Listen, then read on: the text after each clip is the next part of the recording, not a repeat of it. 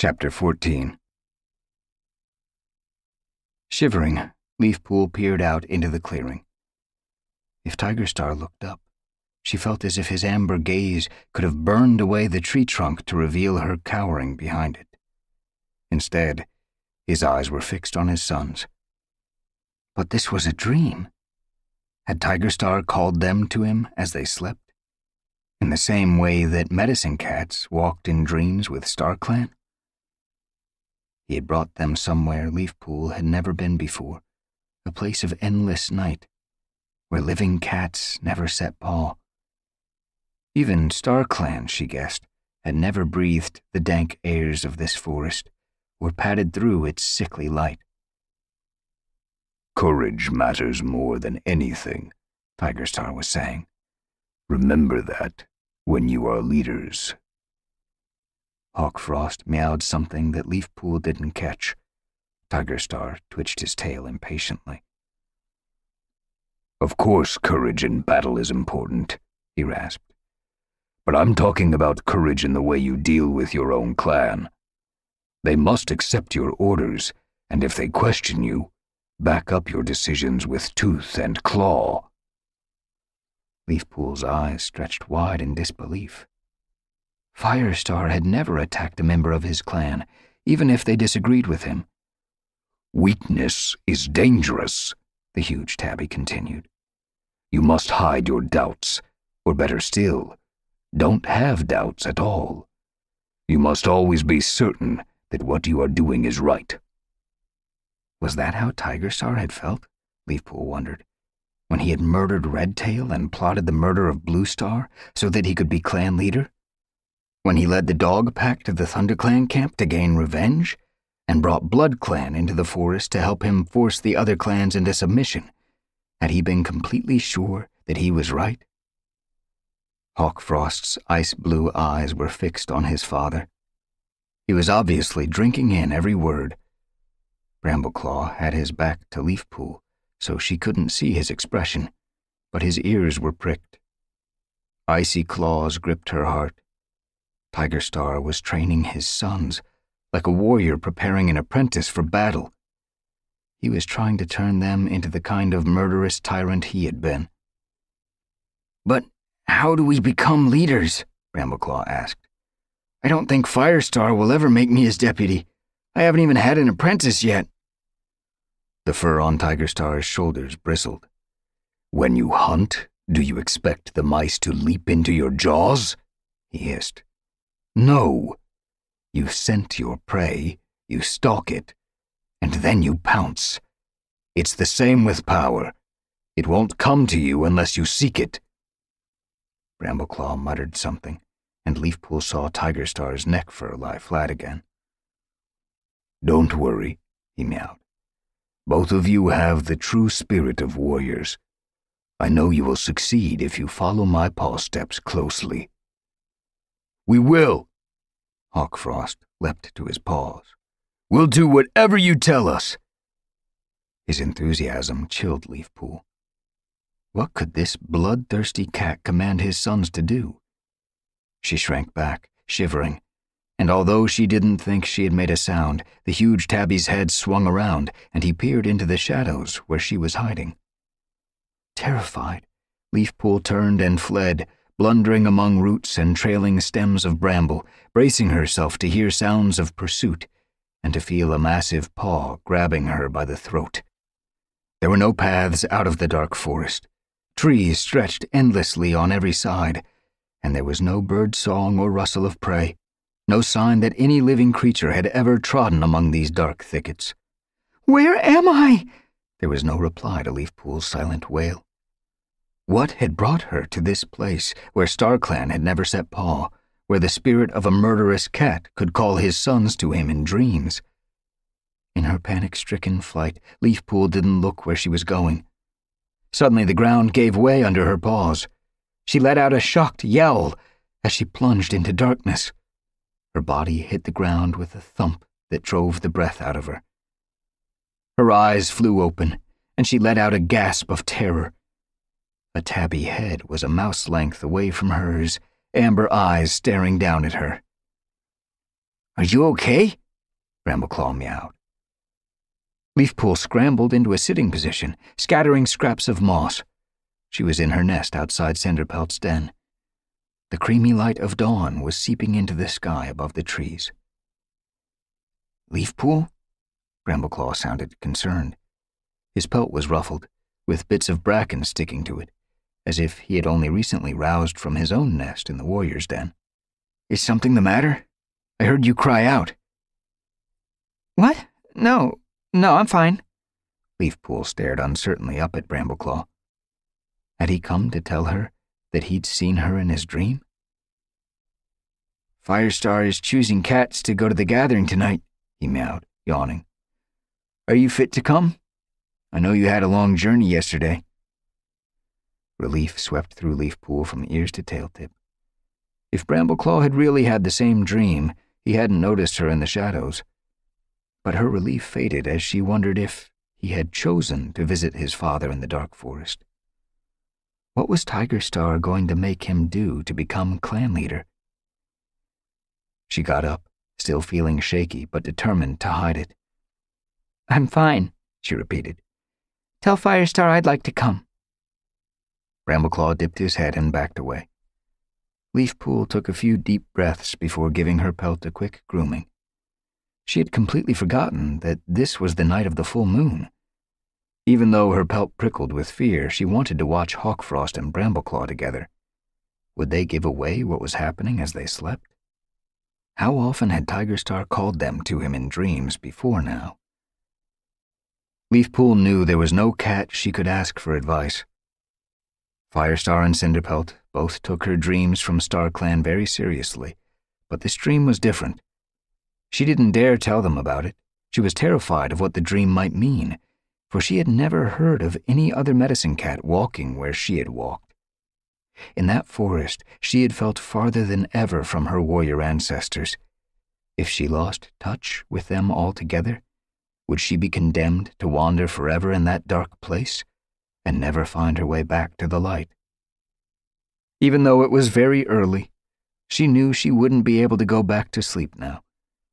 Cinderpelt was still in her den, so Leafpool decided to go out and look for herbs. They could do with more borage leaves, especially if Mousefur was feverish. She knew a patch of borage grew close to the abandoned two-leg nest. Leafpool slipped out of the camp and padded along the disused path. The gray, cloudy weather had given way to sunlight that shone warmly on her fur. Green shoots were thrusting up through the ground. Buds were swelling on the trees, and birds sang above Leafpool's head, promising plentiful fresh kill as New Leaf approached. The forest couldn't have been more different from the dark place of her dream, yet Leafpool could not shake off the terror and found herself glancing over her shoulder at every paw step. Her pelt crawled when she came in sight of the tumble-down nest, with shadowy holes in its sides like eyes staring at her. Then she braced herself and padded more boldly through the trees, sniffing for the borage she had come to collect. What was there to be frightened of here, for a cat who had walked in Tigerstar's forest? She was on her way back, carrying a satisfying clump of fragrant borage leaves, when she spotted a flash of pale fur behind a clump of bracken. Curious, she circled the bracken and found herself on the edge of the mossy clearing, where the cats went for battle training. Cloudtail was there with Daisy, standing over her with his ears pricked. "No," he meowed. "You've got to hit me, hard." Daisy blinked at him with limpid blue eyes. "But I don't want to hurt you." Cloudtail's tail curled up. "Don't worry, you won't. Come on, try again." The horse-place cat gave him a doubtful look, then ran at him, flashing out a paw as she went past. Cloudtail dodged aside and hooked out Daisy's paws from under her so that she sprawled on the grass in a tangle of legs and fluffy tail. "That's not fair," she wailed. "You never said you were going to do that." "Oh, right." Cloudtail couldn't keep the amusement out of his voice. "Do you think in the thick of a battle an enemy warrior will come up and say, 'Be careful, I'm going to push you over now'?" Daisy lashed her tail. "It's not like I'll ever need to fight. You might. Cloudtail's gaze was serious now. If another clan attacked us, or other creatures like foxes or dogs, you need to know how to defend yourself. If you don't, you could get really hurt. Oh, all right. Daisy gave her creamy chest fur a couple of licks. Show me again what I've got to do. Leafpool thought Cloudtail had a tough task ahead of him, if he was going to turn this kitty pet into a competent warrior. Daisy didn't seem to have any fighting instinct at all, but the white warrior seemed willing to teach her. Leafpool remembered how he had shown infinite patience with Brightheart after the she-cat had been attacked by the dogs and needed to learn a whole new way of fighting and hunting. Perhaps he would be able to teach Daisy to be a warrior too. Thinking about Brightheart made Leafpool want to get back to camp. She still didn't like the way the ginger and white she-cat was taking over all her duties. She waved her tail in greeting as she padded past Cloudtail and Daisy. As she left the clearing, she heard Cloudtail meowing. "This time try to pretend I'm a badger, and I'm going to eat your kits." But my kits really like you, Daisy protested. More warriors were up and about by the time Leafpool reached the stone hollow. She nodded to Sandstorm, who was leading Spiderleg and Thornclaw out on a hunting patrol. Then she went to find Cinderpelt in her den. But it was Brightheart, not Cinderpelt, who came out to meet her. "Borage!" the ginger and white she-cat exclaimed. "Thanks, Leafpool. We have hardly any left, and Mousefur's fever isn't down yet." As soon as Leafpool put down the borage at the mouth of the den, she grabbed up a couple of the stalks and hurried toward the clump of fern and bramble where the elders slept beneath the twisted branches of a hazel bush. Leafpool let out a hiss of annoyance and slashed at the nearest bramble with her paw. Brightheart was behaving as if she were the medicine cat, and Leafpool just her helper. "What's the matter?" Cinderpelt emerged from the mouth of her den, gave the remaining borage an appreciative sniff, then limped across to join Leafpool.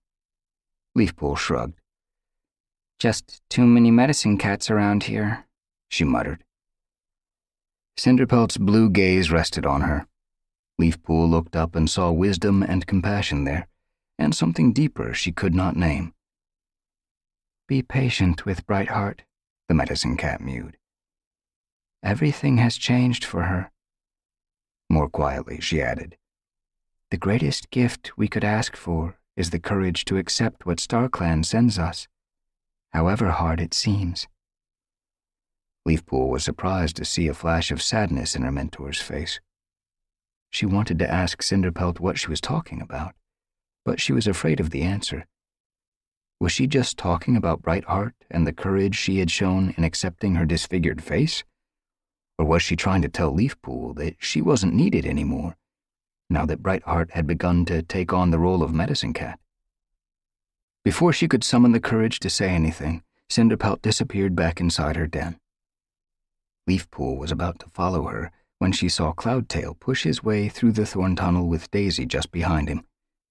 Daisy's kits, who were tumbling together at the entrance to the nursery, sprang up and scampered across the clearing to fling themselves on Cloudtail. The white warrior toppled onto his side and wrestled with the kits in a play fight, his claws carefully sheathed. "Hey, Berry Kit, get off," he panted, giving the creamy white kit a gentle cuff around the ear. "Mouse Kit, that tickles! And who's got their teeth in my tail?" He rolled over, taking the smallest kit with him. "Hazel Kit, show a bit of respect for a warrior." "He's really good with them." Brightheart had returned and stood gazing at her mate with a wistful look. "He'll be a fantastic mentor," she went on. "He was so patient with me when I was injured. He worked out all kinds of fighting moves for me so I could be a warrior again." Leafpool felt an unexpected stab of sympathy for her. Maybe Cinderpelt was right, and Brightheart had more changes to get used to than any of them. It couldn't be easy for her to watch Cloudtail spending so much time with Daisy and her kits. But her sympathy dissolved when Mousefur padded up and spoke to Brightheart. "I forgot to ask you," the brown-furred elder meowed. "Can I have some poppy seed? This fever has kept me awake for 2 nights now." "I'm not sure," Brightheart replied. I don't think you should have poppy seed on top of all that borage. Let's ask Cinderpelt if she has anything better." She led the elder behind the brambles that screened Cinderpelt's den, leaving Leafpool to stare after them in frustrated disbelief. "Who's the medicine cat around here?" If Mousefur or Brightheart had bothered to ask her, she would have suggested chewing a dandelion leaf instead of poppy seeds. But they'd acted as if Leafpool wasn't even there. Maybe Cinderpelt would make Brightheart a medicine cat apprentice. "But I'm still her apprentice," Leafpool thought miserably. Even though she had her proper name now, she would continue to learn from Cinderpelt for many more seasons. She had never heard of a medicine cat having 2 apprentices at the same time. "Besides," she added to herself, "Brightheart has a mate and a kit. She can't be a medicine cat. Right?" She felt as if a huge stone hung in her belly, weighing her down. "Maybe this is a sign from StarClan after all," she thought. "A sign that I'm not needed in ThunderClan anymore."